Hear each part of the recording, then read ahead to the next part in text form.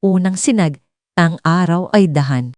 Tahang gumapang sa bintana ng kusina, sumusubok, magbigay buhay sa bahay na tila ba natutulog pa sa gitna ng isang panaginip na puno ng lungkot.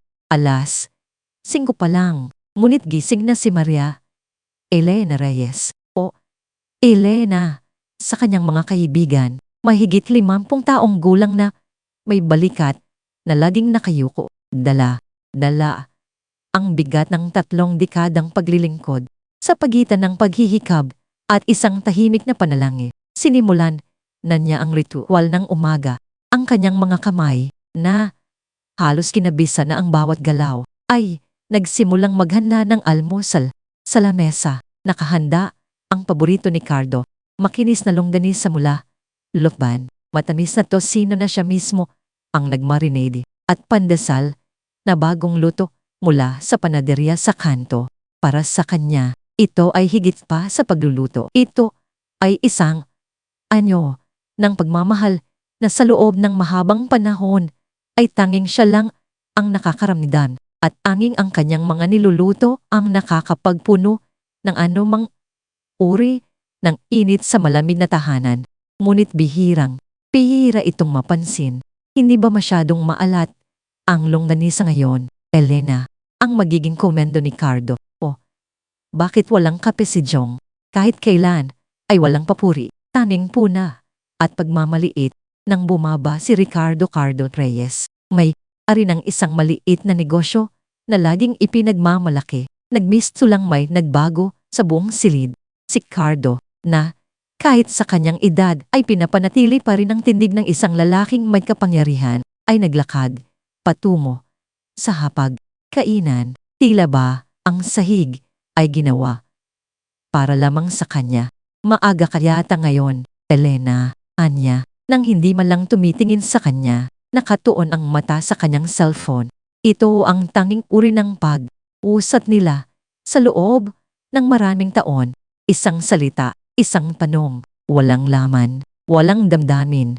Maya, pumaba rin ang kanilang anak na si Jumanjong Reyes, kasama ang asawa nitong si Layla.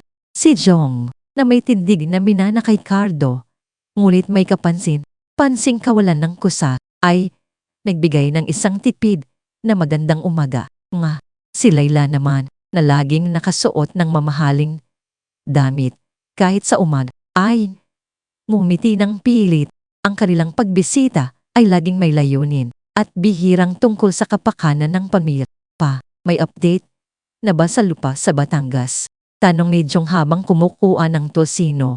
Sana naman ay maisara na agad ang deal para may pondo ka ulit sa negosyo mo. Lumalaki na ang mga gastusin na ni Layla.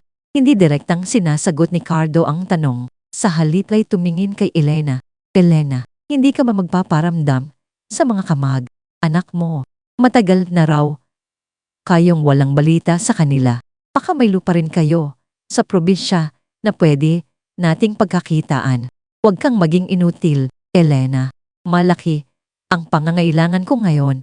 Ang tono niya ay nakakapanindig. Balahibo na para bang ang kanyang pag-iral ay nakadepende sa kung gaano siya makakatulong sa mga ambisyon ni Cardo. Wala kang halaga maliban sa pagluluto at pag-aalaga ng matanda. Ang laging paalala ni Cardo na tila ba ang mga salitang iyon ay isang sumpa na nakatali sa kanyang pagkatao. Matapos ang maikling almusal na laging nagtatapos sa isang pakiramdam ng kabiguan, nagtungo si Elena sa silid ng biyenan niyang si Aling Remedios Nedi Reyes. Si Aling Nedi ay isang matandang babae na dating masigla at may matalas na isip, ngunit ngayon ay tila ba binabalot na ng ulap ng pagkalito. Nakaupo siya sa kanyang tumba, nakatingin sa labas ng bintana, tila ba naglalakbay sa mga alaalang tanging siya lang ang nakakakita. Aling Medi, kakain na po tayo ng almusal, sabi ni Elena na may pinipilit na lambing. Elena, anak, hindi pa ba gising si Ricardo? Ang tatay niya ay naghihintay na sa kanya sa bukid. Pulong ni Aling Medi. Ang kanyang mata ay malabo, ngunit may kakaibang kinang sa loob nito. Ang bukid na puno ng mangga. Huwag kang maniniwala sa nakikita mo, Elena. Minsan, ang dilin ay may dalang liwanag. Nasanay na si Elena sa mga ganitong salita. Madalas, ang biyenan niya ay naguguluhan ang isip, hinahalo ang nakaraan at kasalukuyan. Ngunit sa mga sandaling ito, tila ba may kahulugan ng bawat bulong ni Aling Medi.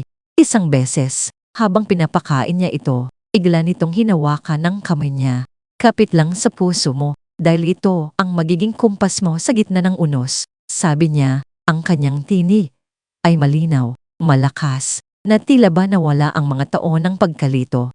At bago pa man makapagtanong si Elena, ibinalik na ni Aling Medi ang kanyang tingin sa bintana. Muling bumalik sa kanyang sariling mundo. Madalas, may inilalabas si Aling Medi mula sa kanyang bulsa. Mga mumunting piraso ng papel na may nakasulat na hindi maintindihan o may ginuhit na larawan na tila mga simbolo. Para sa iyo yan, Elena. Kailangan mo yan balang araw. Pulong nito, ngunit sa pagkalito at pagod ni Elena, itinuturing niya itong isa lamang sa mga gawa ng isang matandang nilalamon ng kanyang sariling isip. Itatabi niya ang mga papel, ngunit hindi niya pinapansin ang nilalaman nito. Unti, napansin ni Elena ang kakaibang pagbabago kay Cardo. Lalo siyang naging abala. Madalas ay wala sa bahay. Hanggang gabi, may importante akong meeting sa mga investors o kailangan kong tapusin ang deal sa Batangas. Ang laging dahilan, ngunit ang kanyang mga mata ay nagtatago ng isang bagay na higit pa sa pagod.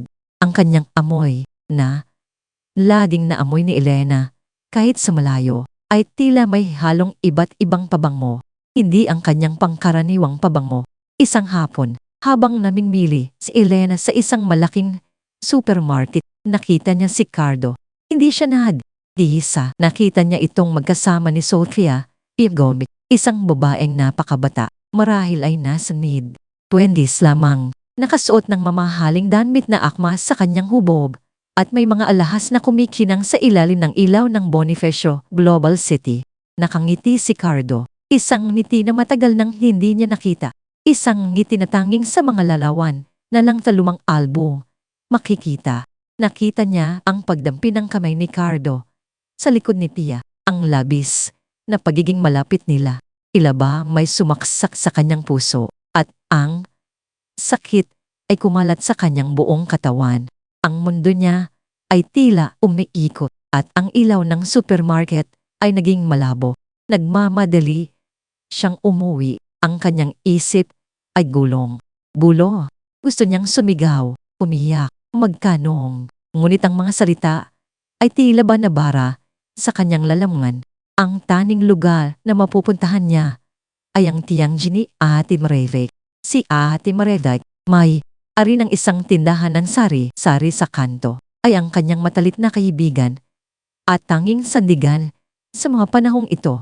Siya ay isang babaeng matalas mag-isip, may matatag na paninindigan at hindi takot magsalita. Kumari, anong nangyari? Parang nakakita ka ng multo. Tanong ni Ate Marevek. Nakita ang maputlang mukha ni Elena. Hindi napigilan ni Elena ang kanyang luha. Ate Marevek, nakita ko si Cardo may kasamang ibang babae. Sabag, ang bata, ate, ang ganda. Naglalakad sila, holding hands. Napabuntong, hindi na si Ate Marevek. Alam ko na yan, kumari. Matagal ko nang naririnig ang pulungan. Ang babaeng yan, si Pia Gomez ang pangalan. Sabi, karelasyon ni Cardo mo. Nakikita ko sila rito, sa kanto. Minsan, sakay sa bagong kotse ni Cardo. May kakilala ako sa isang kainan doon sa nakwento niya na laging magkasama sila doon. Nagtataka lang ako kung bakit hindi mo pa nararamdaman. Ang mga salita ni Ate Marevek ay kumpirmasyon sa kanyang kinatatakutan. Tila ba gumuho ang kanyang mundo. Kaya pala laging wala siya. Kaya pala nagiging malamig siya sa akin. Nagsimulang humikbi si Elena. Hindi ka dapat umiyak, kumari. Dapat magalit ka. Iharap mo siya. Tanungin mo kung anong ginagawa niya. Hindi ka dapat pumayag Naganyanan ka lang. Puong tapang na sabi ni ate, Marirate, habang hinahagod ang likod ni Elena. 3 dekada, Elena, 3 dekada mong inalay ang buhay mo sa kanya. Tapos na yon, ganito lang. Ngunit ang takot ay mas malakas kaysa sa gait. Paano, ate? Paano ko siya aharatin? Anong sasabihin ko? Natatakot ako. Natatakot ako sa sasabihin niya, sa gagawin niya. Paano na ang buhay ko? Ang kanyang tinig ay halos pabulong na lamang, puno ng pagkabigo at kawalan ng pag-asa at 30 taon ng pag-aalay, ang pagmamahal, ang paghihirat, ang kanyang buong buhay ay nakasentro kay Cardo at sa pamilya nila. Layon, para itong isang kastilyo ng buhangin na unti-unting ginuguho ng tubig, walang halaga, walang kabuluhan. Ang mga salita ni Aling Medi, huwag kang maniniwala sa nakikita mo. Minsan, ang dilim ay may dalang liwanag. Ay umpisang maglaro sa kanyang isipan. Ano ang ibig sabihin noon? Dilim, liwanag. Ang pagtataksil ba ni Cardo, ang dilim na tinutukoy ni Aling Medi, at ano ang liwanag? Ngunit sa gitna ng kanyang kalungkutan, ang mga salitang iyon ay tila ba isang pahiwatig na hindi niya palubos na maintindihan. Isang buto ng pagdududa ang naitanim sa kanyang puso, hindi lamang sa pagiging tapat ni Cardo, kundi sa kanyang sariling paghato sa mga bagay. Umuwi si Elena sa bahay. Ang kusina na kanina ay pinuno niya ng amoy ng lutong pahay ay ngayon tila ba napakalamig at napakatahimik. Ang kapaligiran ay nagmisto lang isang silid na puno ng nakabitin pag-aalinlangan. Ang bawat sulok ay tila may inililihim na kalungkutan. Pumasok siya sa silid, tulugan, nagpalit ng damit, nang walang inik at naupo sa gilid ng kama. Pinilit niyang huwag umiyak, ngunit ang luha ay kusang bumagsak. Walang pakinabang ang kanyang pag-iyak. Ngunit hindi niya mapigilan ang sakit. Ang 3 dekadang sakripisyo, ang bawat hirap, ang bawat pangarap na itinayo niya sa pag-asang magiging masaya. Sila ay tila ba naglaho na parang bula. Tumingin siya sa pintuan ng silid ni Aling Medi. Sa kabila ng sakit, may isang munting bahagi ng kanyang sarili ang nagtatanong. Ang matandang iyon na laging tinatrato niya bilang isang mahina at litong nilalang ay tila ba nagtatago ng isang sikreto. Ang kanyang kinabukasan ay tila isang malalim na hukay at wala siyang ideya kung paano siya makakaahon. Ang kanyang puso ay nababalutan ng takot at ang kanyang isip ay gulo. Ngunit sa gitna ng lahat ng ito, may isang kakaibang pakiramdam na unti-unting lumalaki sa kanya. Isang pag-aalinlangan na may mas malalim na lihim pa sa likod ng lahat ng kanyang nakikita. Isang sikreto na tanging ang mga bulong ni Aling Medi ang maaaring maghayag. Ito ang simula ng isang paglalakbay na hindi niya pa nalalaman at isang laban na hindi niya pa naiisip na darating. Ang tensyon sa loob ng bahay ng mga Reyes ay umabot na sa ruro. Tila isang kumukulong kaldero na anumang oras ay sasabog. Ang bawat sulyap, bawat salita ay nagiging patalim na unting sumasaksak sa puso ni Elena. Si Cardo, na dati pa simple lamang kung magtago ng kanyang pagtataksil, ay ngayoy lantaran na walang pag-aalangan. Tila ba ipinagmamalaki pa ang kanyang mga kasalanan. Ang kanyang pagiging malamig kay Elena ay naging paghahamak. Ang kanyang bawat kilos ay puno ng pagmamaliit na para bang isang anino na lang ang asawa niya. Isang gabi, habang naghahanda ng hapunan, kinapitan ni Elena ang lahat ng tapang na natitira sa kanya. Cardo, ang pabulong na panimulan niya, ang kanyang boses ay nanginginig, ngunit may bakas ng matinding pagmamakaawa. Kailangan nating mag-usap. Si Cardo, na abala sa pagbabasa ng pahayagan, ay dahang ibinaba ang papel, ngunit ang kanyang mga mata ay nanatiling walang emosyon. Tila ba nakatingin sa isang estranghero? Anong pag-uusapan, Elena? Ang luma nating buhay, ang walang kwenta na ding pag-asawa. Napahigpit ang hawak ni Elena sa kanyang apron. Nakita kita, Pardo, sabad kasama mo siya. Si Pia. Ang kanyang boses ay halos mawala na sa hangin, ngunit sapat para marinig ng kanyang asawa. Ngumisi si Cardo, isang ngising puno ang panghahamak. At ano naman, kung nakita mo ako, Elena, ano ang gusto mong gawin ko? Magkunwari na lang tayo na walang nangyayari. Kailan ka ba huling dumingin sa salamin? Elena, tingnan mo ang sarili mo. Hindi ka na ganoon kakit-akit. Hindi ka na makakapagsilang ng panibagong anak na lalaki para sa akin. Wala ka ng silbi, kundi ang magkulong sa kusina at mag-alaga ng matanda na halo na ang isip.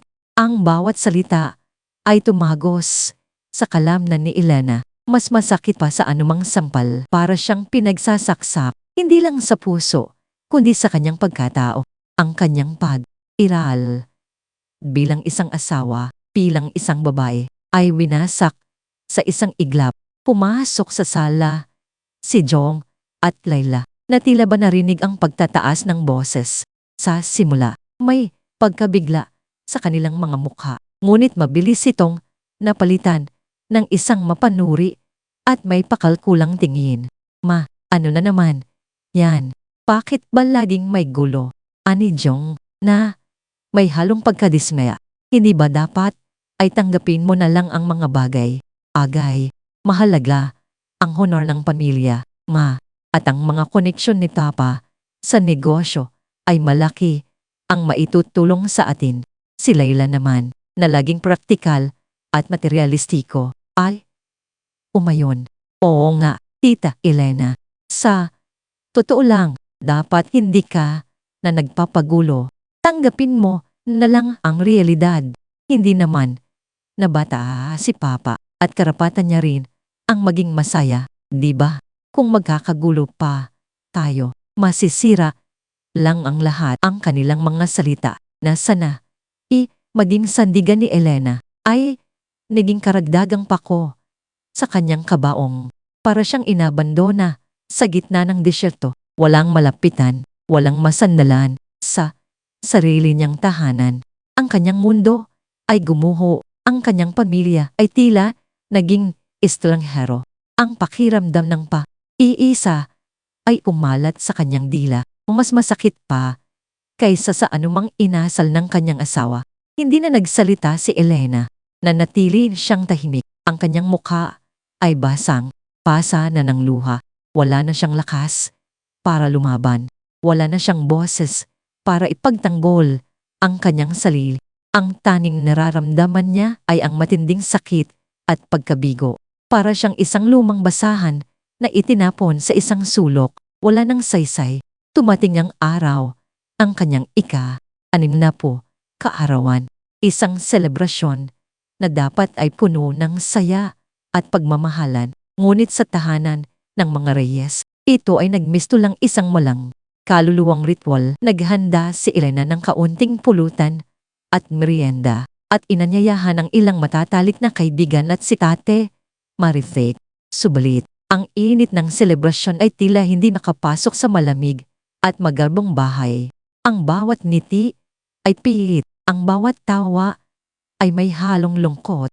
Habang nagkakasiyahan o nagpapanggap na nagkakasiyahan, biglang bumukas ang pintuan. Pumasok si Cardo, ngunit hindi siya iisa.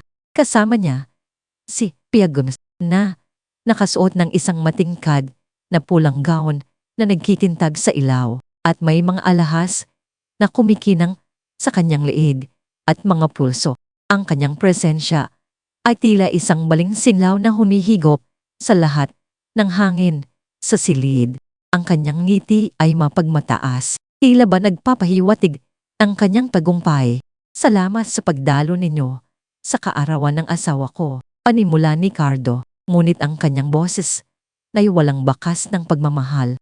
Pagkatapos ay naglabas siya ng isang puting sobre. Ngunit mayroon akong mahalagang anunsyo. Elena, narito ang mga papeles ng ating paghihiwalay. Magdidiborsyo tayo. Ang mga salita ay tumunog na parang bomba. sumabog sa gitna ng silid, nagdulot ang isang matinding katahimikan. Lahat ng nakatayo ay napaupo. Ang mga nakaupo ay napatingin kay Elena na tila ba nakakita ng multo. At narito ang aking magiging asawa, si Pia Gomes. Patuloy ni Cardo. Pinakbayan si Pia na nakangisi. Ikakasal kami sa susunod na buwan. Magkakaroon kami ng bagong pamilya, isang pamilya na hindi nabalot ng kahapon. Si Pia naman, na puno ng kayabangan, na ay nagsimulang magsalita. At syempre, ang bahay na ito ay kailangan ng renovate. Masyado nang luma, hindi na angkop sa modernong panahon. Kailangan ng bagong disenyo, bagong kulay. Lahat ng luma ay kailangan ng palitan. Ang bawat salita ni Pia ay tila isang palaso na tumama sa puso ni Elena. Ang bahay na ito, na binuo niya ng pagmamahal, ay tila ba ililibing na rin kasama ang kanyang pag-asa. Si Elena ay nakatayo lamang. Ang kanyang mga kamay ay nanginginig. Ang kanyang mukha ay basang-basa na ng luha. Wala siyang masabi. Wala siyang magawa. Ang kanyang puso ay nadurog sa libong piraso. At ang sakit ay tila ba walang katapusan. Ang kanyang ika-6 na po kaarawan ay naging pinakamadilim na araw sa kanyang buhay. Bigla, sa gitna ng lahat ng kaguluhan, isang boses ang pumutol sa katahimikan. Ahas! Magnanakaw! Lahat ay napatingin sa sulok kung nasaan si Aling Medi na nakaupo kanina ng tahimik sa kanyang tumba. Tila ba walang malay sa nangyayari. Ngayon, nakatayo siya. Ang kanyang mga mata ay matalas at may kisila. Ang kanyang tindig ay tuwid. Ang kanyang boses ay malinaw, malakas, at puno ng galit na hindi pa naririnig ni Elena sa kanya. Ikaw, turo ni Aling Medi kay Pia. Ang kanyang kamay ay nanginginig, ngulit puno ng puwersa. Ikaw ang ahas na lumason sa pamilyang ito. Ikaw ang magnanakaw na nagnakaw sa kaligayahan ng aking manugang. Pinaglalaruan mo si Ricardo. Hindi mo alam kung anong ginagawa mo. Ang lahat ng nakikinig sa silid. Si Cardo, na dati mayabang, ay napasara. Ang kanyang bibig, ang kanyang mukha ay namutla. Si Pia ay nanigas sa kanyang kinatatayuan. Ang kanyang mapagmataas ng ngiti ay naglaho. Si Jong at Layla ay napatingin sa kanilang lola. Hindi makapaniwala sa kanilang nakikita at naririnig. Ang dating litong isip ni Aling Medi ay tila ba nagbalik at ang kanyang mga salita ay nagdulot ng isang matinding kaba sa lahat. Ang silid ay nabalot ng isang nakakabinging katahimikan. Angin ang tunog ng paghinga ni Aling Medi ang naririnig. Ngunit ang galit ni Cardo ay mas malakas kaysa sa kanyang pagkabigla. Ma, ano ba yan? Kung ano na naman ang pinagsasasabi mo? Agad niyang kinalagkat si Aling Medi pabalit sa kanyang silid. Ang kanyang mukha ay puno ng kahihiyan at galit. Pagkatapos ay bumalik siya kay Elena. Ang kanyang mga mata ay nagliliyab. Umalis ka. Ngayon na. Hindi ka na asawa ko. Wala ka ng karapatan dito sa bahay na ito. Kinuha niya ang lumang maleta ni Elena na nakaimbak lamang sa isang sulok at walang pakundangan itong inihagis palabas ng pintuan. Umalis ka. Hindi na kita kailangan. Si Elena ay nanatiling nakatayo. Ang kanyang buong katawan ay naninginig. Ang kanyang mundo ay tuluyan ng gumuho. Wala na siyang pagpipilian, kundi ang sundin ng utos ng kanyang asawa. Habang naglalakad siya patungo sa pintuan, ang kanyang mga mata ay nakayuko. Isang maliit na bag na balot sa lumang dyaryo ang biglang inilagay sa kanyang kamay. Napatingin siya sa likod at nakita niya si Aling Medi na nakasilip sa likod ng pinto. Ang kanyang mga mata ay nananatiling matalas at nagbigay ito ng isang mabilis, halos hindi mahahalata na kindat bago ito muling hilahin pabalik ni Cardo. Naglakad si Elena palabas ng bahay. Dala ang kanyang lumang maleta at ang misteryosong pikete mula kay Aling Medi. Ang kanyang mga paa ay mabigat, tila ba may nakakadena sa bawat hakbang. Ang gabi ng Maynila ay tila ba sumasalubong sa kanyang kalungkutan. Ang mga ilaw ng kalsada ay tila malabo sa kanyang mga mata. Hindi niya alam kung saan siya pupunta, kung ano ang gagawin niya. Ang kanyang buhay ay tila ba isang punit na papel na tinangay ng hangin, walang direksyon. Ang tanging lugar na pumasok sa kanyang isip ay ang bahay ni Ate Marite. Kumatok si Elena sa pintuan ni Ate Marite. Ang kanyang boses ay halos wala nang lumabas. Ate Marite, agad na binuksan ni Ate Marite ang pintuan at nang makita niya si Elena, agad niya itong niyakap. Kumali, anong nangyari? Bakit ganyan ang itsura mo? Ngunit nang makita niya ang maleta sa tabi ni Elena, alam na niya ang nangyari. Ipinasok niya si Elena sa loob, pinaupo sa sopa, at binigyan ng isang tasa ng mainit na tsa. Marevig, pinalayas ako ni Cardo. Ang pabulong na, sabi ni Elena, ang kanyang luha ay patuloy pa rin sa pagpatak. Wala na akong pupuntahan, wala na akong pamilya. Hinagod ni Ate Marevig ang likod ni Elena. Huwag kang alala, kumat. Hindi ka iisa. Mayroon ka pa rin ako. At may bahay ka pa rin dito. Agad niyang napansin ang balot sa lumang dyaryo sa tabi ni Elena. Ano yan, kumat? Bakit parang may pinipiga kang basura? Naalala ni Elena ang kindat ni Aling Medi. Ito, pinigay ni Aling Medi bago ako pinalayas. Akala ko, basura lang, basura. Napaismid si Ate Marevate. Hindi bastang nagbibigay ng basura. Si Aling Medi, kumar, buksan mo. Sino ang nakakaalam kung ano ang laman niyan? Dahang binuksan ni Elena ang balot sa dyaryo. Sa loob, hindi basura ang kanyang nakita. Isang lumang kahon na gawa sa kahoy. May mga disenyo na inukit ang kanyang nakita. Ang kanyang mga kamay ay nanginginig habang dahan niya itong binuksan. Ang kanyang hininga ay halos huminto. Sa loob ng kahon ay hindi lamang mga lumang larawan o mga tingke. Ito ay puno ng mga papeles. Una niyang kinuha ang isang dokumento na may selyo ng pamahalaan. Ito ay isang deed of absolsal, isang kasulatan ng paglipat ng pag-aari ng isang 3 palapag na gusali sa Malete, isang sikat at abalang lugar sa Maynila. Ang nakasulat sa kasulatan ay ang pangalan ni Elena, Maya Elena de la Cruz Reyes, ilang nagmamay-ari na inilipat sa kanya. Halos 1 taon na ang nakalipas. Hindi makapaniwala si Elena sa kanyang nakita. Isang gusali sa kanya. Paano? Kailan? Sulad niyang kinuha ang mga bank statement. Ang kanyang mga mata ay nanlaki nang makita niya ang mga numerong nakasulat doon. Milyong piso sa iba't ibang bank accounts. Hindi niya kailanman nakita ang ganoong kalaking halaga sa buong buhay niya. Ito ay ang pera ng kanyang biyenan. Paano ito nangyari? At pagkatapos, isang opisyal na pagpapamana na may lagda ng isang abogado na nagtatakda kay Elena bilang pangunahing tagapagmana ng lahat ng arian ni Aling Medi. Asama rin ang isang kopya ng isang business plan para sa isang matagumpay na chain ng mga Pilipinong restaurant.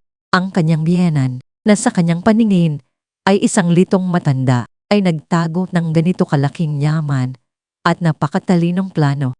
Sa ilalim ng lahat ng mga dokumento, may isang liham na sulat, kamay. Ito ay mula kay Aling Nagi. Tahan. Itong binasa ni Elena. Ang kanyang mga mata ay nanlalabo sa luha. Ngunit ngayon ay luha ng pagkamangha, hindi ng kalungkutan.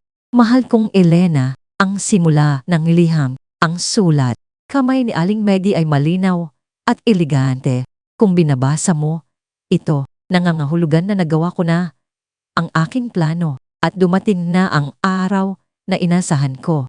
Alam kong naguguluhan ka sa mga nakikita mo at sigurado akong galit ka kay Cardo at sa babaeng iyon. Sa loob ng maraming taon, alam ko na ang tunay na kulay ni Ricardo, ang kanyang kasakiman, ay walang hanggan. At nang makita ko ang babaeng iyon, si Pia, alam kong mas malalim ang kanyang plano. Kaya ko nakita ang panganib at alam kong kailangan kong protektahan ka. Hindi sa akin ng yaman na ito, Elena, kundi para sa iyo. Para sa iyong kinabukasan na walang paghihirap, isang kinabukasan na nararapat sa iyo. Nagpanggap ako na nagkukulang sa katinoan. Elena, ito ang tanging paraan para hindi nila mahalata ang aking mga plano. Ang akala nila'y litong matanda. Ako, ngunit ginagamit ko ang pagkakataong iyon upang ilipat ang lahat ng aking arian, ang aking mga negosyo, sa pangalan mo. Alam kong ikaw lamang ang tanging karapat. Dapat na magmana. Ikaw lang ang alaga sa akin ng buong puso, nang walang hinihining kapalit. Ang gusali sa malete ay akin at inilipat ko na ito sa pangalan mo. 1 taon na ang nakalipas. Ang pera sa bangko ay bunga ng aking mga pinaghirapan at ayaw kong mapunta ito sa mga taong hindi karapat. Dapat ang business plan para sa restaurant chain ay aking pinaghirapan sa loob ng maraming taon. Alam kong mahal mo ang pagluluto, Elena, at alam kong kaya mong paunlarin ito. Hindi lang ito pagkain, Elena. Ito ay sining. Ito ay pagmamahal. Ngayon, Elena, mayroon ka ng lahat ng kailangan mo. Mayroon ka ng mga pakpak. Lumipad ka, anak, at huwag mong kalimutan. Ang talento mo sa pagluluto ay ginto. Gamitin mo ito. Itayo mo ang sarili mong imperyo. Ipakita mo sa kanila kung sino ka talaga. Ipakita mo sa mundo na ang isang babaeng tapat at may puso ay mas matibay kaysa sa anumang kasakiman. Mahal kita, Elena, at lagi akong nandito para sa iyo. Napahagulgol si Elena, ngunit hindi ito luha ng kalungkutan. Ito ay luha ng pagkamangha, ng pagpapalaya, at ng matinding pasasalar. Ang kanyang biyenan, na sa buong buhay niya ay inakala niyang litong matanda, ay siya palang kanyang tagapagligtas. Si Aling Medi ay hindi isang mahinang nilalang, kundi isang henyo, isang matalinong babae na nagplano ng lahat upang protektahan siya. Ang lahat ng pagdurusa niya ay tila ba nagkaroon ng saysay. Pabulong na sabi ni Ate Marirek na nakikinig sa bawat salita ni Elena at nakakita ng mga dokumento. Hindi ito basura, ito ay ginto. Ito ay isang bagong buhay. Niyakap ni Ate Marirek si Elena ng mahigpit. Ito ang iyong bagong simula, Elena. Ngayon na ang oras para lumipad ka. Ipakita mo sa kanila ang tunay mong halaga. Ipakita mo sa kanila na hindi ka basta susuko. Ito ang regalo ni Aling Medi sa iyo. Isang regalo na magpapalaya sa iyo sa lahat ng paghihirap. Tumingin si Elena sa mga dokumento at pagkatapos ay tumingin siya sa bintana. Sa labas ng bahay, ang gabi ay nanatiling madilim. Ngunit sa kanyang puso, may isang maliit na ilaw na umpisang suminag. Hindi na ito luha ng kawalan ng pag-asa, kundi luha ng pag-asa, ng pagiging matatag, at ng isang bagong determinasyon. Hindi na siya ang dating Elena, ang babaeng walang boses, walang halaga. Ngayon, mayroon na siyang layunin, mayroon na siyang dahilan para lumaban, at ang laban na ito ay para sa kanyang sarili at para sa alaala ni Aling Medi. Ang kanyang puso ay puno ng matinding galit kay Cardo at Pia. Ngunit ngayon, mayroon na siyang armas, ang yaman, ang tulano, at ang pagmamahal ng kanyang biyenan. Naramdaman ni Elena ang pag-init ng kanyang mga kamay. Yawakan niya ng mahigpit ang mga dokumento. Tila ba ito ang kanyang bagong kalayaan? Hindi na siya matatakot. Hindi na siya magpapadala sa paghamak ng kanyang asawa. Ngayon na ang kanyang oras, ang simula ng kanyang pagbangon, ang simula ng kanyang tunay na buhay, ang pagbubukang liwayway para kay Elena ay hindi na ngayon ang malungkot na simula ng isang araw na puno ng paglilingkod sa iba, sa maliit na apartment na kanyang inupahan sa isang medyo mataong lugar sa Maynila. Ang bawat sinag ng araw na tumatama sa bintana ay tila ba isang bagong pag-asa, isang bagong simula. Ang espasyo ay simple, malinis, at puno ng kapayapaan, isang malaking kaibahan sa malaking malamig na bahay na kanyang iniwan. Sa mga unang araw, ang takot ay nanatili pa rin sa kanyang puso. Isang anino ng nakaraan na sumusunod sa kanya. Paano siya magsisimula? Paano siya mabubuhay ng isa matapos ang 3 dekadang pag-asa sa isang lalaki? Ngunit tuwing gabi, bago matulog, pinabasa niya ang liham ni Aling Medi. Ang bawat salita ay tila isang balbas, sarado, na nagbibigay lakas, isang sulo na gumagabay sa kanya sa dilim. Mayroon ka ng mga pakpak, lumipad ka, anak. Ang mga salitang ito ay nagbibigay kapangyarihan sa kanya. Ang mga dokumento sa kahon, ang gusali sa maleg, ang milyon, milyong piso sa bangko. Hindi ito simpleng kayamanan. Ito ay kalayaan. Ito ay isang pagkakataon para sa kanya upang muling buuin ang kanyang sarili, hindi para sa iba, kundi para sa sarili niya. Ang puso ni Elena ay laging mayroong espesyal na puwang para sa pagluluto. Ito ang kanyang sining, ang kanyang paraan ng pagpapahayag ng pagmamahal, kahit na ito ay laging hindi pinahahalagahan. Ngayon, sa wakas, maaari niyang gamitin ang talentong ito para sa kanyang sarili.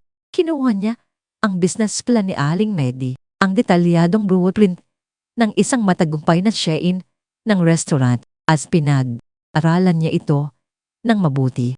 Nakita niya ang karunungan at pagmamahal ng kanyang biyenan sa bawat pahina, ang mga resepe, ang mga ideya sa disenyo, ang panano sa negosyo, lahat ay maingat na inihanda.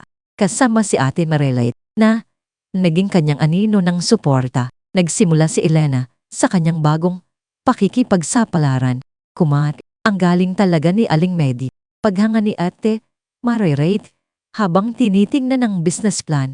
Napakatago niya pala ng kanyang katalinuhan, at ikaw ang pinili niyang pagkakatiwalaan. Ang unang hakbang ay ang pagpapatayo ng sarili niyang restaurant. Ang gusali sa Malate ay isang 3 palapag na istruktura na nasa isang abalang kalsada. Sa simula, ito ay luma at kinailangan ng malaking pagbabago. Ngunit nakita ni Elena ang potensyal nito. Sa tulong ng isang arkitekto at mga kontraktor na inirekomenda ni Ate Marilite, sinimulan nilang ayusin ang ground floor upang maging isang mainit at akit na kainan. Pinili ni Elena ang pangalang tahanan ni Elena, isang tahanan hindi lamang para sa mga kumakain, kundi para sa kanyang sarili, kung saan ang kanyang pagluluto ay malayang maipapakita sa bawat sulok ng restaurant. Makikita ang personal na hipon ni Elena. Pinili niya ang mga kasangkapan na gawa sa lokal na kahoy, ang mga palamuti na nagpapakita ng kultura ng Pilipino, at ang mga ilaw na nagbibigay ng mainit na ambience. Ang dingding ay pininturahan ng kulay ng araw, at ang mga halaman sa labas ay nagbibigay ng sariwang simoy. Sa kusina, siya mismo ang nanguna sa pagbuo ng menu. Ang mga tradisyonal na putahe ng Pilipino, adobo, sinigang, taikon, ay ginawan niya ng sarili niyang twist na pinaghalong mga sikretong resipe ni Aling Medi at ang kanyang sariling pagkamalikhain. Ang pagtatayo ng tahanan ni Elena ay hindi naging madali. May mga araw na pakiramdam niya ay susuko na siya, na ang bigat ng responsibilidad ay masyadong mabigat. Ngunit tuwing tinitingnan niya ang larawan ni Aling Medi na nakasabit sa kanyang apartment, o tuwing nakakausap niya si Ate Marilite, muling nagbabalik ang kanyang lakas. Galingan mo, ipakita mo sa kanila kung sino si Elena Reyes. Laging sabi ni Ate Marilite nang magbukas ang tahanan ni Elena. Sa simula ay iilan lamang ang mga customer. Ngunit dahil sa kalidad ng pagkain, sa mainit na pagtanggap ni Elena, at sa mga komento ng kanyang pagbangon, mabilis itong kumalat sa buong Maynila, mula sa mga negosyante na naghahanap ng masarap na tanghalian hanggang sa mga pamilya na nagdiriwang ng mga espesyal na okasyon. Ang tahanan ni Elena ay naging paborito ng marami. Ang bawat kutahe ay hindi lang simpleng pagkain. Ito ay isang piraso ng kanyang puso, isang paggunita sa mga sakripisyo at isang pagpupugay sa diwa ni Aling Maggie. Si Elena, na dati isang babaeng sunuran at walang boses, ay naging isang confident na negosyante. Natuto siyang mag-manage ng pera, mag-operate ng negosyo at makipag-ugnayan sa mga tao. Ang kanyang mga kamay na dati ginagamit lamang sa pagluluto at pag-aalaga ay ngayon nagtatrabaho sa mga dokumento, nagpaplano ng mga expansion at nagdidirekta ng mga empleyado. Ang kanyang mga mata na dati puno ng lungkot ay ngayon kumikinang sa pag-asa at determinasyon. Ang bawat papuri mula sa mga customer ay parang isang gamot na nagpapagaling sa kanyang mga sugat. Siya ay hindi na Maria Elena Reyes, ang asawa ni Cardo, kundi Elena Reyes, ang may-ari ng tahanan ni Elena, isang babaeng kinikilala at iginagalang ng marami. Ang kanyang ngiti ay totoo, ang kanyang tawa ay malaya. Samantala, sa dating tahanan ng mga Reyes, ang buhay ay tuluyang bumagsak sa kaguluhan. Wala na si Elena na mag-aalaga sa bahay, magluluto ng pagkain, at magpapanatili ng kaayusan. Wala na rin ang hindi nakikitang suporta ni Aling Maggie. Si Pia, na inaasahan ng malaking mana mula kay Aling Maggie, ay nadismaya nang malaman na wala nang ipinasa ang matanda kay Cardo. Maliban sa maliit na bahagi ng lupa, ang kanyang materialistikong pag-ugali ay lalong lumala. Ang perang ibinibigay ni Cardo na nagmula sa kanyang paunti-unting nauubos na negosyo ay mabilis na nauubos sa mga mamahaling damit, alahas at mga paglalakbay. Cardo, hindi ba pwede kang humingi ng pera sa nanay mo? Ang madalas na tanong ni Pia na puno ng pagkadismaya. Anong klaseng ina iyan na walang iniwan sa sariling anak? Si Cardo naman, na dating mayabang at puno ng kapangyarihan, ay dahang nawawalan ang pag-asa. Ang kanyang negosyo na dati pinagyayabang niya ay nalugi ng husto dahil sa kanyang mahinang pamamahala at sa sunod na maling desisyon. Ang kanyang mga kliyente ay umaalis at ang kanyang mga utang ay dumarani. Ang kanyang sariling bahay na dati maganda at maayos ay naging talamak, marumi at puno ng alikabok. Walang naglilinis, walang nagluluto at walang alaga. Pia, hindi mo ba nakikita na halos wala na tayong pera? Sigaw ni Cardo. Isang gabi, ang kanyang boses ay puno ng galit at pagkabigo. Kailangan nating magtipid. At anong gusto mong gawin ko, Cardo? Palit ni Pia. Ang kanyang boses ay mataray. Magtrabaho. Hindi ako pinanganak para maging utusan. Ikaw ang may responsibilidad na magbigay ng magandang buhay sa akin. Ang mga pag-away nila ay naging pangkaraniwan at ang dating pagmamahal ay napalitan ng pait at pagsisisi. Si Jong at Layla, na nakasanayan ng maranyang buhay, unti-unting lumalayo. Bihira na silang bumisita sa bahay at kung bumibisita man, ito ay upang kumuha ng pera o magreklamo tungkol sa kanilang sitwasyon. Ang kanilang mga mata na dati puno ng pag-asa sa kanilang ama ay ngayon puno ng pagkadisaya. Ang pinakamasaklap sa lahat ay ang kalagayan ni Aling Maggie. Matapos umalis si Elena, si Cardo ay walang pagpipilian kundi ibalik si Aling Maggie sa bahay. Ngunit si Pia, na tinitingnan ng matanda bilang isang malaking pabigat at isang walang kwentang nilalang, ay halos hindi na inaalagaan ang biyenan niya. Si Aling Maggie ay madalas na pinababayaan, hindi nabibigyan ng sapat na pagkain, at hindi rin nabibigyan ng tamang gamot. Ang kanyang silid ay naging marumi, at ang kanyang kalusugan ay mabilis na bumagsak. Oy, matanda, ising, hindi ka ba gigising dyan? Huwag kang magkunwari. Sigaw ni Pia. Isang araw, nang makita niyang nakahiga lang si Aling Maggie sa kama. Magkain ka na. Hindi ako magsasayang ng oras sa iyo. Ang dating sigla ni Aling Maggie, kahit na nagkukunwari lamang siyang nalilito, ay tuluyang nawala. Ang kanyang katawan ay naging payak, ang kanyang mga mata ay lumalim, at ang kanyang hininga ay naging mabigat. Ang kanyang mga araw ay puno ng gutom, pananakit at kalungkutan. Walang nagmamahal, walang nag-alaga. Si Cardo, na abala sa kanyang sariling pagbagsak, ay halos hindi na rin siya pinapansin. Isang hapon, habang abala si Elena sa tahanan ni Elena, nakatanggap siya ng isang tawag mula sa isang dating katulong nila na nagmamalasakit pa rin kay Aling Medi. "Ma'am, Elena, kailangan po kayong pumunta rito sa ospital. Si Aling Medi po, critical na ang kondisyon." Agad na tumakbo si Elena. Ang kanyang puso ay puno ng kaba. Sa kanyang pagmamadali, naisip niya ang lahat ng sakripisyo ni Aling Medi, ang lahat ng pagmamahal na ipinakita ng matanda sa kanya. Hindi niya inasahan na ganito kabilis ang mangyayari. Nang makarating siya sa ospital, ang silid ni Aling Medi ay puno ng katahimikan. Naroon si Cardo, si Pia, si Jong, at Layla.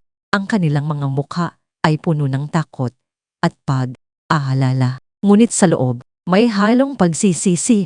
Ang matanda ay nakahiga sa kama. Ang kanyang katawan ay tila ba isang tuyong sanga. Ang kanyang hininga ay mahina. Lumapit si Elena. Hinawakan ang kamay ng kanyang biyenan.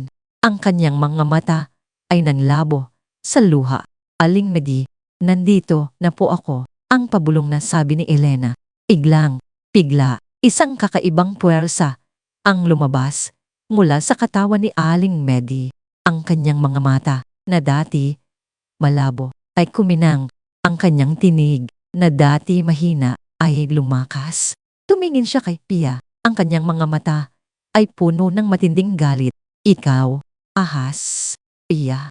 Ang bawat salita ay malinaw, malakas, at tumatak sa puso ng bawat nakikinig. "Pinabayaan mo ako. Hindi mo ako pinakain. Hindi mo ako binigyan ng gamot. Ikaw ang nagpahirap sa akin. Ikaw, isang magnanakaw." Ang buong silid ay nabalot ng isang nakakabinging katahimikan. Si Cardo, na nasa gilid lamang, ay namutla. Si Pia ay nanigas sa kanyang kinatatalan. Ang kanyang mukha ay puno ng gulat at takot. Si Jong at Layla ay nagkatinginan. Ang kanilang mga mata ay puno ng matinding kahihiyan at pagsisisi. Ang mga nurse at doktor na naroon ay nagulat din sa biglang pagiging matino ni Aling Medi. Matapos ang huling pagtuligsa, huminga ng malalim si Aling Medi at pagkatapos ay ngumiti. Ang ngiti ay para kay Elena, isang ngiti ng pag-asa, ng pagmamahal at ng pagpapalaya. At pagkatapos, dahan-dahan, ang kanyang huling hininga ay lumabas at ang katahimikan ay muling bumalot sa silid.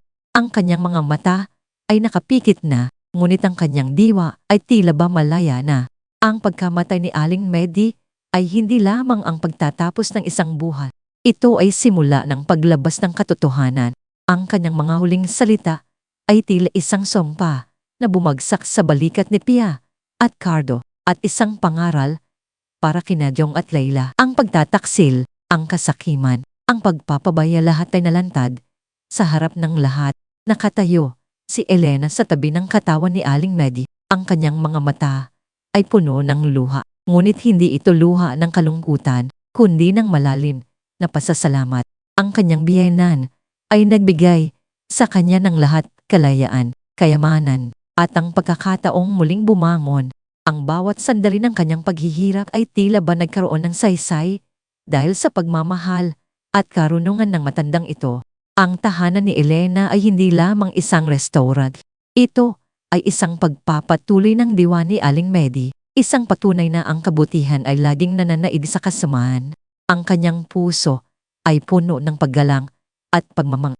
Ang kanyang isip ay puno ng determinasyon na ipagpatuloy ang legacy ni Aling Medi. Ang kabanatang ito ng kanyang buhay ay natapos na, at ang susunod ay puno ng pangako at pagbabago.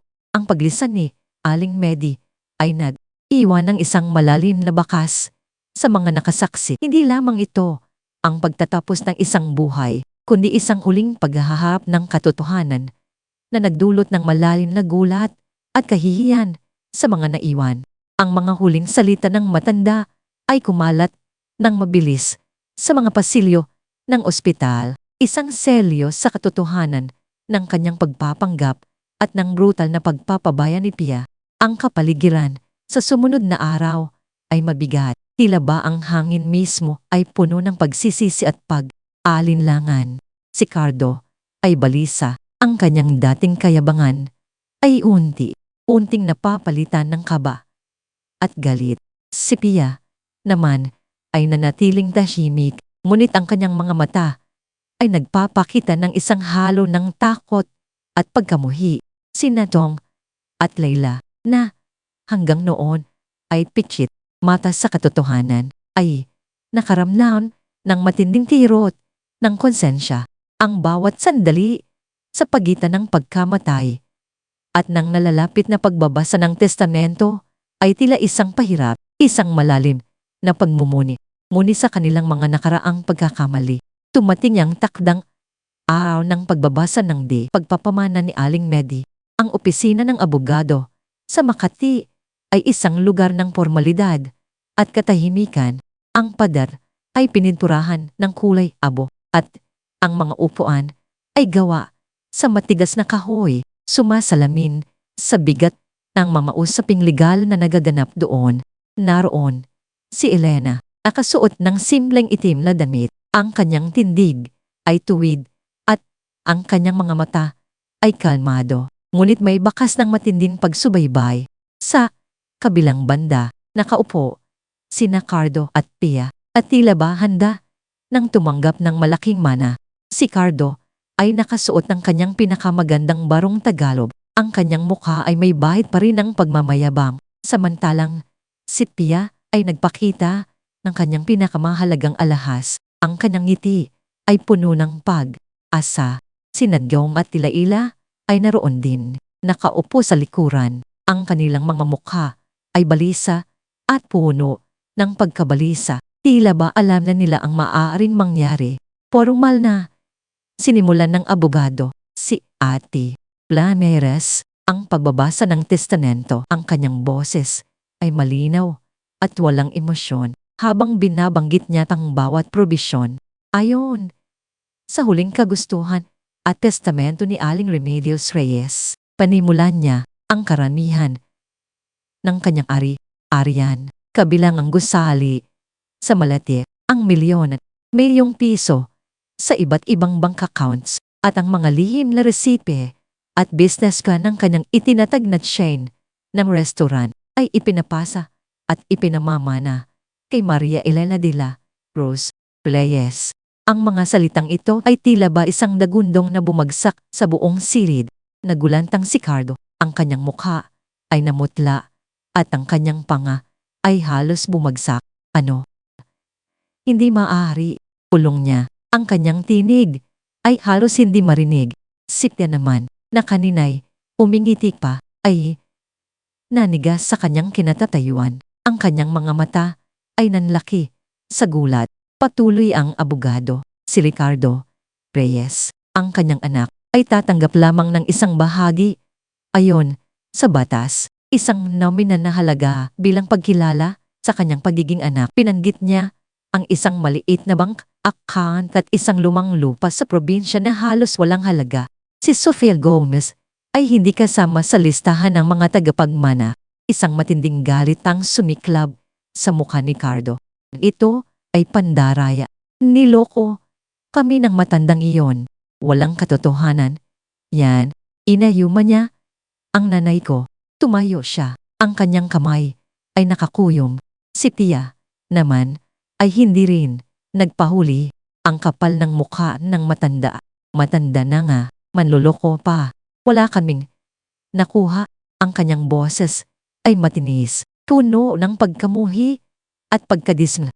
Ngunit ang mga mata ni Nachong at Layla ay nagpakita ng isang naiibang reaksyon.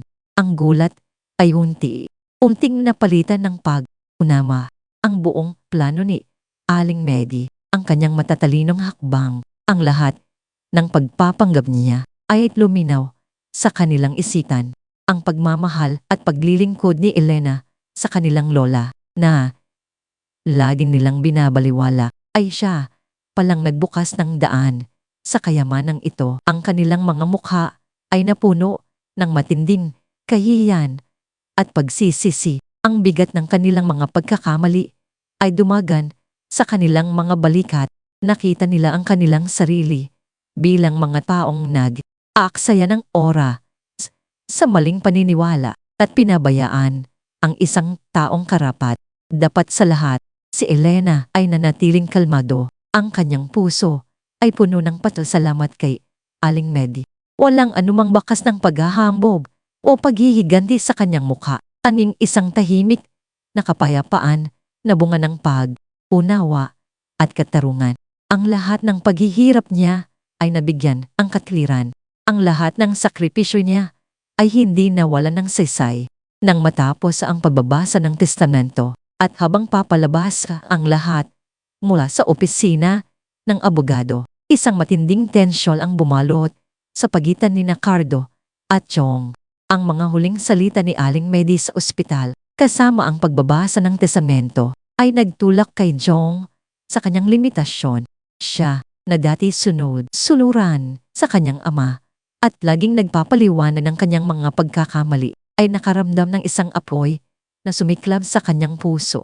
Ang kahihiyan, ang pagsisisi at ang katotohanan ng kanyang sariling pagpapabaya sa kanyang lola at ina ay hindi na niya kayang balwalain. Kailangan nating mag-usap, ani Chong. Ang kanyang boses ay malamig at matigas. Isang boses na hindi pa naririnig ni Cardo mula sa kanya.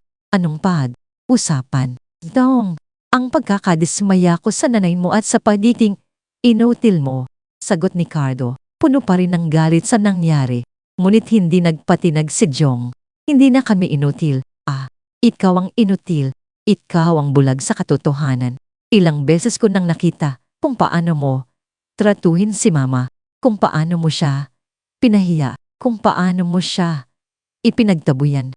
At ngayong nalaman ko ang buong plano ni Lola, mas lalo kong naintindihan kung gaano kakasakin at kung gaano kakamanhid.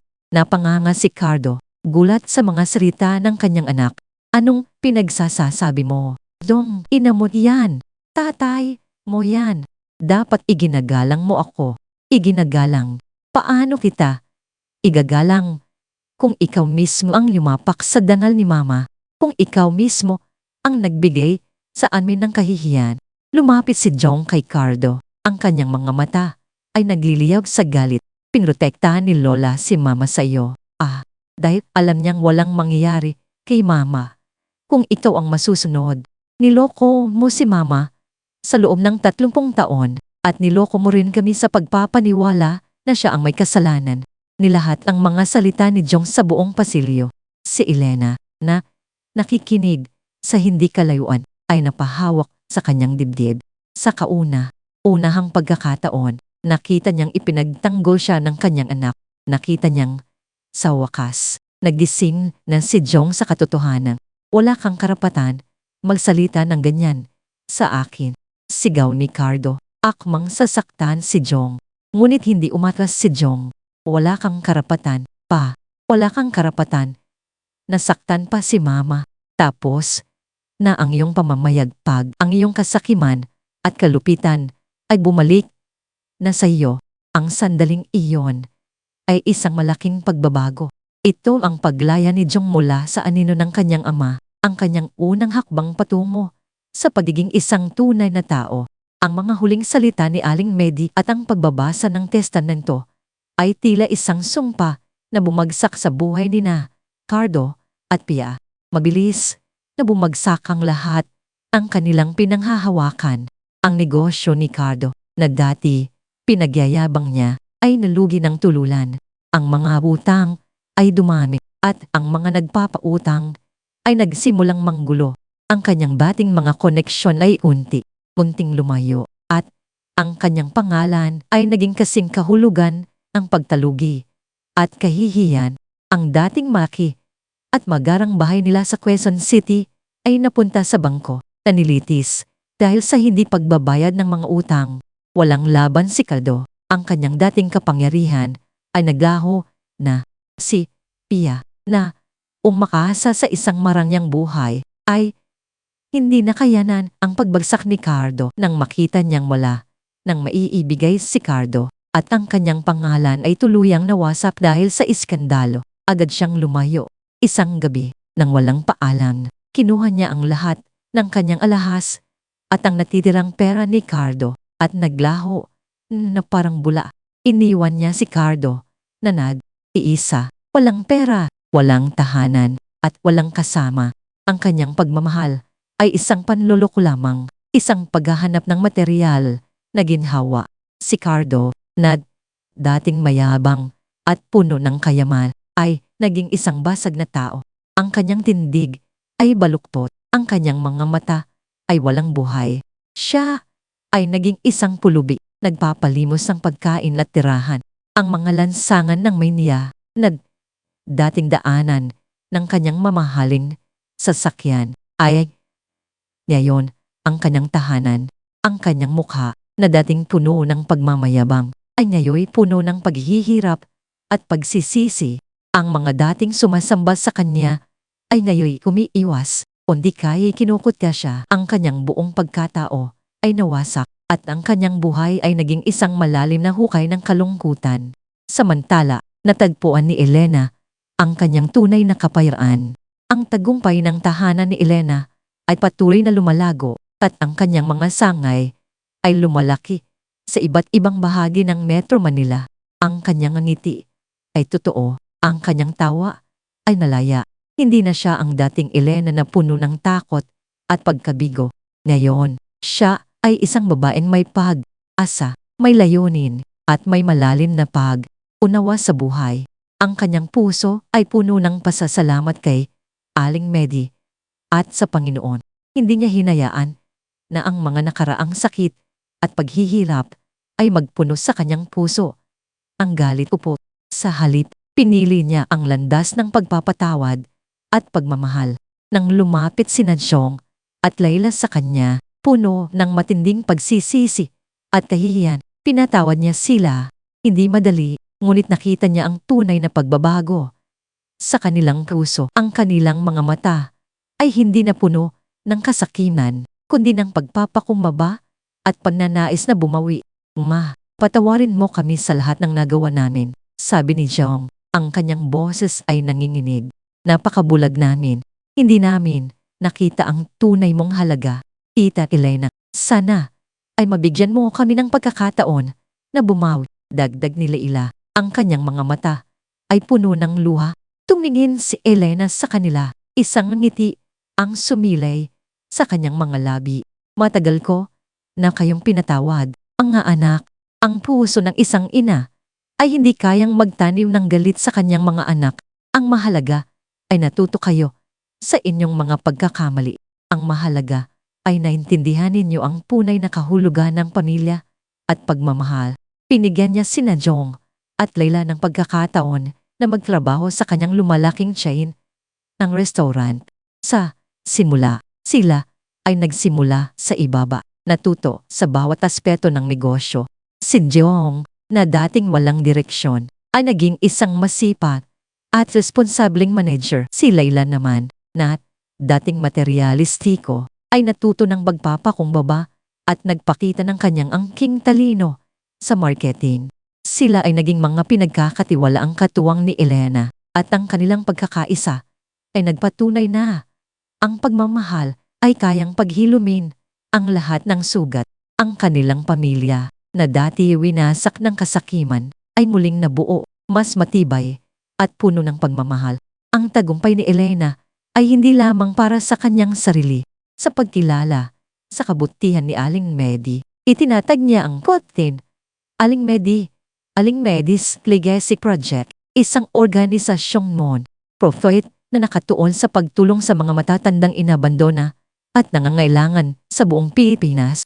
Gamit ang kanyang yaman at ang kita mula sa kanyang restaurant, nagtatayo siya ng mga bahay, pangpunan, para sa matatanda, nagbibigay ng libreng pagkain, at nag-organisa ng mga medical mission. Tuwing linggo, ang tahanan ni Elena ay nagiging isang lugar ng pagdiriwang para sa mga matatanda at mga bata mula sa mga bahay, pampunan.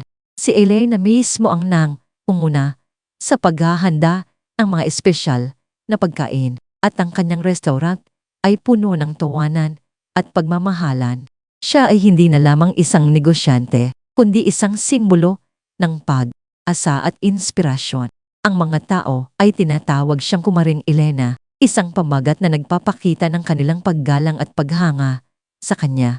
Siya ay hindi na ang asawa ni Cardo, kundi isang babaeng nagtatayo ng kanyang sariling kapalaran, isang babaeng gumagamit ng kanyang yaman at kapangyarihan upang magdala ng pagbabago sa buhay ng iba. Ang kanyang buhay ay naging isang testamento sa kapangyarihan ng kabutihan at pagmamahal. Isang hapon, pagkatapos ang matagumpay na pagbubukas ang ikalawang sangay ng tahanan ni Elena sa Makati, nakatayo si Elena sa bintana. Pinagmamasdan ang nagmamadaling mundo sa labas. Ang liwanag ng araw ay tumatama sa kanyang puting barong Tagalog na may eleganteng berda na nagpapakita ng kanyang kalakasan at kagandahan. Ang amoy ng adobo, sinigang at tilaykon ay kumalat sa buong lugar na sinamahan ng malambing na tugtugin ng kundiman. Ang lahat ay perpekto, ngunit habang nakatingin siya sa labas, ang kanyang mga mata ay nahinto sa isang figura na naglalakad sa tabi ng daan. Isang payat at malnourished na lalaki na nakayuko ang mga balikat ang naghahanap ng pagkain sa basurahan.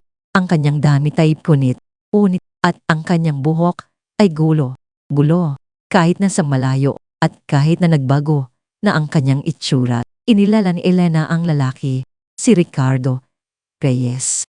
Si Cardo, ang kanyang dating asawa. Ang kanyang puso ay hindi nakaramdam ng galit o paghihiganti. Walang anumang bakas ng puot sa kanyang mukha. Sa halip, isang malalim na pagkahabag ang naramdaman niya. Ang lahat ng nakaraan ay tila ba naglaho at ang natitira ay ang purong pagiging tao. Isinanyas niya sa kanyang isa sa kanyang mga empleyado. Pakiusap, imbitahin mo siya sa loob. Bigyan mo siya ng masarap na pagkain. Nang makalapit ang empleyado kay Cardo at nang imbitahan siya sa loob, dahang itinaas ni Cardo ang kanyang ulo, ang kanyang mga mata na dati puno ng kayabangan at ngayon ay puno ng kawalan ng pag-asa, ay nakasalubong ang mga mata ni Elena. Ang mga mata ni Elena ay matatag, puno ng kapayapaan at malalim na pag-unawa. Walang anumang salita ang binitawan ni Elena. Walang anumang sumbat, taning isang tahimik na anyaya. Pumasok si Cardo sa loob ng restaurant at ipinaupo siya sa isang sulok. Inihanda ng mga empleyado ang pinakamagandang pagkain, adobo, sinigang, kanin, at klakon. Kumain si Cardo sa katahimikan. Ang kanyang mga kamay ay nanginginig, marahil sa unahang pagkakataon sa kanyang buhay. Naramdaman niya ang tunay na init ng pagmamahal at pagkahabag na matagal na niyang ipinagtabuyan. Ang pagkakaiba ng kanilang dalawang buhay ay malinaw na nakita sa sandaling iyon. Ang isang buhay na pinili ang kasakiman at ang isa naman ay pinili ang pagmamahal. Ang isang buhay na winasap ng puot at ang isa naman ay binuo ng pagpapatawad. Nakangiti si Elena. Ang kanyang mga mata ay nakatingin sa labas ng bintana. Ang kanyang puso ay puno ng kapayapaan. Ang kanyang buhay ay hindi na nakatali sa kanyang nakaraan. Siya ay malaya at ang kanyang kalayaan ay hindi lamang para sa kanyang sarili, kundi para sa lahat ng kanyang natulungan. Sa loob ng kanyang restaurant, tiningnan ni Elena ang mga matatandang masayang kumakain, ang mga batang walang magulang na naglalaro sa isang sulok. Ang bawat ngiti, ang bawat tawa ay tila ba isang pagpapatunay sa diwa ni Aling Maggie. Ang kanyang biyenan ay wala na sa pisikal na anyo, ngunit ang kanyang legacy ay nabubuhay sa bawat kilos ng pagmamahal at kabutihan na ginagawa ni Elena. Ang buhay ni Elena, na dating puno ng kalungkutan at paghihirap, ay ngayoy puno ng kabuluhan at kapayapaan. Siya ay hindi na Maria Elena de la Cruz Reyes, ang asawa ni Cardo, kundi Kumaring Elena, ang tagapagtatag ng tahanan ni Elena at ang tagapagmana ng di sa kalangnan, inialing Medi. Ang kanyang kwento ay isang patunay na ang pagmamahal, pagpapatawad at kabutihan ay laging mananaig. Ang kanyang buhay ay tunay na buo at puno ng saysay.